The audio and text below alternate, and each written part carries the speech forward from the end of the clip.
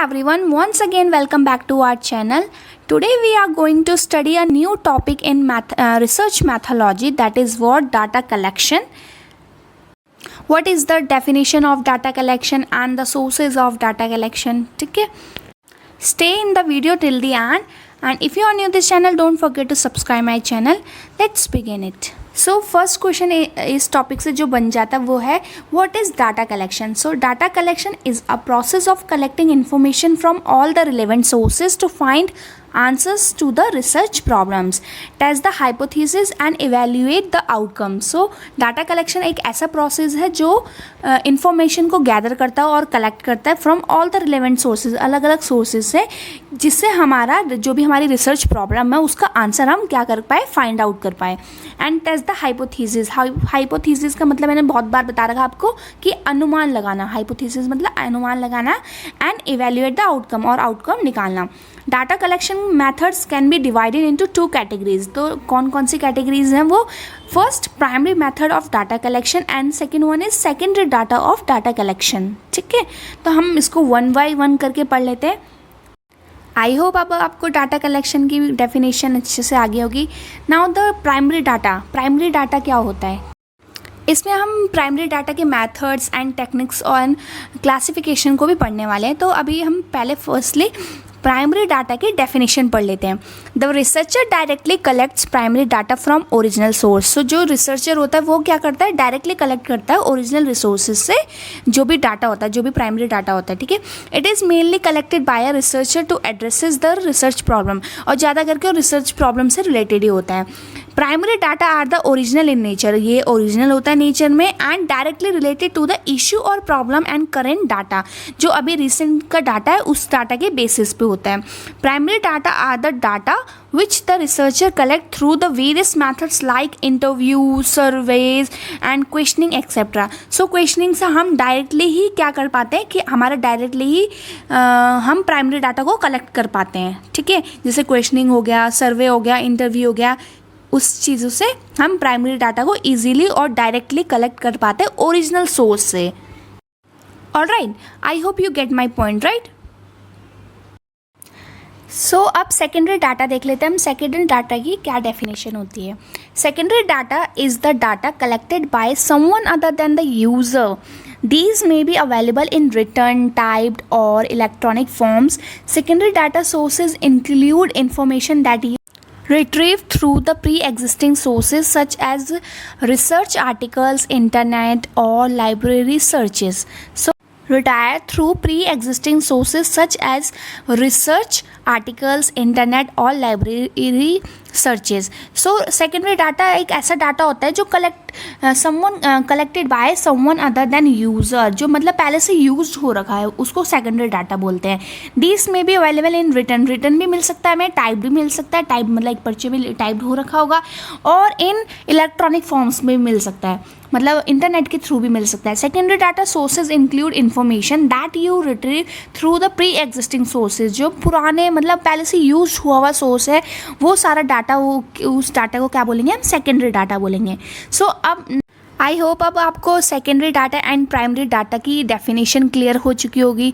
अब हम इसके पढ़ने वाले methods, techniques and classification of data collection की. डाटा कलेक्शन कैसे होता है, मतलब क्या मैथड्स है, क्या टेक्निक्स है एक किसी भी डाटा को ढूंढने के. सो प्राइमरी डाटा के अलग मैथड्स हैं एंड सेकेंडरी डाटा के अलग मैथड्स हैं. तो अब हम वन बाय वन करके प्राइमरी डाटा के मैथड्स और टेक्निक्स को पढ़ लेते हैं. 5 methods of collecting the primary data. So 5 methods हैं प्राइमरी डाटा को कलेक्ट करने के. फर्स्ट आ जाता है, फर्स्ट जो प्राइमरी डाटा का क्या बोलते हैं मेथड है कलेक्शन करने का, वो हो जाता है survey. Second observation, third interview, fourth experimentation and fifth projective techniques. अब वन बाय वन करके पढ़ते हैं. फर्स्ट है हमारा सर्वे मेथड, कि सर्वे मेथड में क्या प्राइमरी डाटा को सर्वे मेथड से कैसे कलेक्ट किया जाता है. ठीक है, सर्वे मेथड की डेफिनेशन है, a survey is a research for collecting information from a selected group और पीपल यूजिंग स्टैंडर्डाइज्ड क्वेश्चनिंग और interviews. A survey is a research for collecting information from a selected group. So जो survey method है primary data को collect करने का, वो एक particular group और सेलेक्टेड ग्रुप में ही होता है, जिससे जो कुछ पीपल होते हैं जो उनसे क्या करते हैं, स्टैंडर्ड वाइज क्वेश्चनिंग करते हैं, मतलब उनसे बहुत अच्छे तगड़े क्वेश्चंस पूछते हैं एक पर्टिकुलर ग्रुप से. हम इसमें क्या करते हैं, सर्वे के टाइम पे हम एक पर्टिकुलर ग्रुप को चूज़ करते हैं और उनसे क्वेश्चनिंग करते हैं और इंटरव्यू लेते हैं, और एक शेड्यूल, मतलब जो सर्वे है उसके भी 3 टाइप्स है उसको कलेक्ट करने के. जैसे कि फर्स्ट हो गया क्वेश्चनिंग, सेकंड हो गया इंटरव्यू एंड थर्ड हो गया शेड्यूल. ठीक है, तो इन तीनों मेथड से हम क्या करते हैं, सर्वे करते हैं और उससे प्राइमरी डाटा निकालने की कोशिश करते हैं. ठीक है, ये होता है सर्वे मेथड. अब नेक्स्ट आ जाता है ऑब्जर्वेशन मेथड. ऑब्जर्वेशन में क्या होता है, ऑब्जर्वेशन मीन्स व्यूइंग और सीइंग. ऑब्जर्वेशन मतलब कि ऑब्जर्व करना, किसी चीज़ को अपने तरह से देखना या अपने पॉइंट ऑफ व्यू, मतलब कि हम किसी चीज़ को इस तरह से देख रहे हैं. Observation may be defined as a systematic phenomena in its proper setting or the specific purpose of gathering data for the particular study. Observation as a method both seeing and hearing, मतलब देखना और सुनना. हमारा क्या observation है, हमारा क्या मतलब पॉइंट ऑफ व्यू है, उसके भी मतलब, और क्या बोलते हैं, there are various methods of observation, मतलब बहुत टाइप के ऑब्जर्वेशंस होते हैं. ऑब्जर्वेशन के भी बहुत सारे मेथड्स होते हैं, कि जैसे हम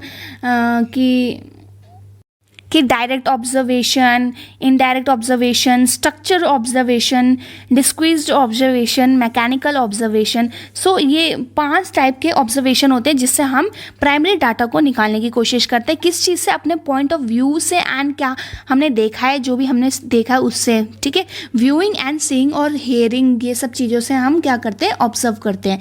सो इस वाले मेथड में हम सिर्फ अपने ही पॉइंट ऑफ व्यू से हम प्राइमरी डाटा को निकाल पाते हैं. ठीक है, ये 5 ऑब्जर्वेशन को यूज़ करके. नेक्स्ट आ जाता है इसमें इंटरव्यू मेथड की. इंटरव्यू मेथड में हम किस तरह से इंटरव्यू लेते हैं. An interview is generally a qualitative research techniques which involve asking open-ended questions to converse with responded and collected data about a subject. The interviewer is most cases in the subject matter expert who intends to understand respondent opinions in a well planned and executed series of questions and answers. अगर एक researcher primary data को collect करने के interview method का use कर रहा है, तो वो ऐसे ओपन एंडेड क्वेश्चंस पूछते हैं उनसे, मतलब ऐसे क्वेश्चंस पूछते हैं जो कभी ख़त्म नहीं होते. एंड वो जो रिस्पॉन्डर होता है वो क्या बोलते हैं, कलेक्ट डाटा, एक पर्टिकुलर सब्जेक्ट के ऊपर वो डाटा कलेक्ट करता है. और ये एंड जो भी वो रिसर्चर है वो सब्जेक्ट मैटर एक्सपर्ट होना चाहिए, जिससे वो जो भी रिस्पॉन्डर है उसके ओपिनियन को वेल प्लान ही समझ पाए, और उसके क्वेश्चंस को, मतलब उसके क्वेश्चंस ऐसे होने चाहिए जो रिस्पॉन्डर है वो उसके आंसर्स को, मतलब उसके जो भी क्वेश्चनिंग होंगे उसके प्रॉब्लम्स के थ्रू वो उसको वैसा आंसर कर पाए. Interviews are collected with a sample from a population and the key characteristics they exhausted is their conventional tone. There are the various methods of interview. So बहुत सारे मैथड होते हैं इंटरव्यू लेने के, जैसे कि पर्सनल इंटरव्यू, टेलीफोनिक इंटरव्यू मतलब जो थ्रू मोबाइल फ़ोन होता है, मेल इंटरव्यू, पैनल इंटरव्यू कौन सा होता है जहाँ पे 7 या 8 लोगों की पैनल टीम पूरी खड़ी होगी और वो एक के बाद एक क्वेश्चनिंग उनसे करे जा रहे हैं. ठीक है, तो वो पैनल इंटरव्यू होता है. सो ये सारे 4 टाइप्स होते हैं इंटरव्यू के. नेक्स्ट 4 मेथड आ जाता है experimentation method. The experimentation method is usually taken to be most scientific of all methods, the methods of choice. The main purpose and problem with all the non-experimental method is to lack of control over the situation. The experimental method is a means of trying to overcome these problems. So जो experimental method का काम होता है वो उनका जो problems है उसको overcome करने के लिए होता है. ठीक है, next आ जाता है projective techniques. तो प्रोजेक्टिव टेक्निक्स लास्ट पॉइंट है ये प्राइमरी मेथड का. प्राइमरी डाटा निकालने के मेथड्स में जो है प्रोजेक्टिव टेक्निक्स। तो projective techniques is achieved by presenting the responder with ambitious verbal और visual stimulus materials such as verbal cartoons which they need to make sense of by drawing from their own experiences, thoughts, feelings and imaginations before they can offer a response. So projective technique कैसे, मतलब कि वो cartoon बना के मतलब structure बनाते हैं इन चीज़ों का प्रॉब्लम आंसर निकालने के लिए, अपने एक्सपीरियंसेस, थॉट्स, फीलिंग्स, इमेजिनेशंस, तो ये सारी चीज़ें इसमें आती है। ठीक है, तो जब projective techniques is use to generate the information when the researcher believe that the respondable with can not reveal the desired meaningful information by direct questioning. अगर जब डायरेक्ट क्वेश्चनिंग से ये काम नहीं हो पाता है तो क्या करना पड़ता है, प्रोजेक्टिव टेक्निक्स यूज़ करना पड़ता है।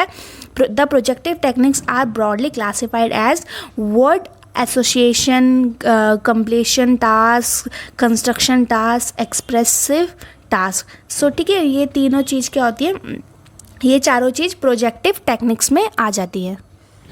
आई होप आपको अब ये प्राइमरी डाटा निकालने के मेथड्स क्लियर हो चुके होंगे 5।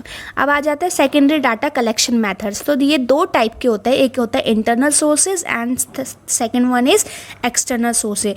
सो जो सेकेंडरी डाटा निकालने का मेथड्स हैं वो क्या है, इंटरनल एंड एक्सटर्नल सोर्सेज।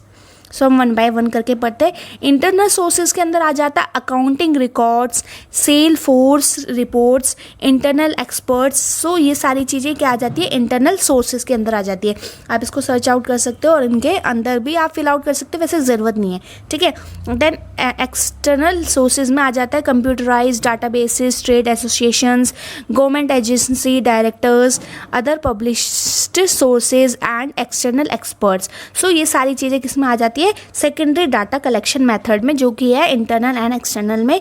ये टाइप्स के ये है चीज़ें होती है। आई होप ये वीडियो आपके थोड़ी सी भी हेल्पफुल हुई होगी। अगर हेल्पफुल हुई है तो don't forget to subscribe my channel and hit the bell icon. And thank you for watching. Bye bye, see you super soon.